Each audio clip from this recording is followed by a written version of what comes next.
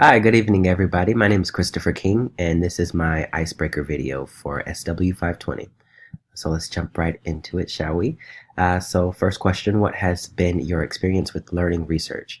My experience thus far with learning research has been associated with procuring my Bachelor of Science in Psychology at the University of Florida.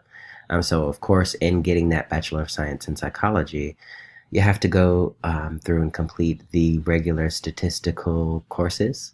I did statistics in the statistics lab, so I got that out of the way. But in addition to those, there were two other courses that I completed, which had to do with research.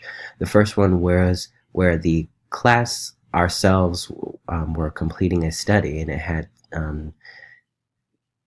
I don't honestly remember the topic of the study. It was that long ago. It was about 10 years ago. It had something to do with coordination while looking at certain types of screens. And so we collected the data, and the professor of the class was able to use that data to complete a study, and he wrote all the notes. And we were sort of along for the ride and seeing how a study was put together. Um, that was associated with the field of psychology. The second course that I took was associated with a very specific topic. It was aging in the brain.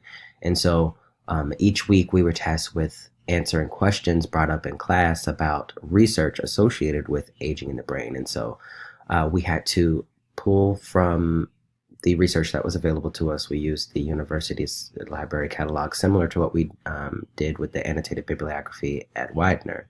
And we just basically answer questions that were brought up in class. And so it's actually very much in line with the evidence-based practice approach that we are learning about this week and that we completed our discussion posts on. So that's my experience to date. What would make it fun for me is just seeing as how I view this approach, reviewing statistical data to inform practice and inform intervention techniques and styles, and using that to work with your client to achieve an optimal result. Being as how I see all of that entire process as the meat and potatoes of this profession, it's just going to be learning how to optimize my review of all of the evidence. That's going to be the best part, because that's going to be something that I imagine I will be doing very often once I am a social worker. And then looking at the syllabus, what excites me about this course is just overall learning about how to review the data and use it to inform your practice. And that's really the main objective of this course from what I can figure from the syllabus. Thank you, and have a good evening, everybody.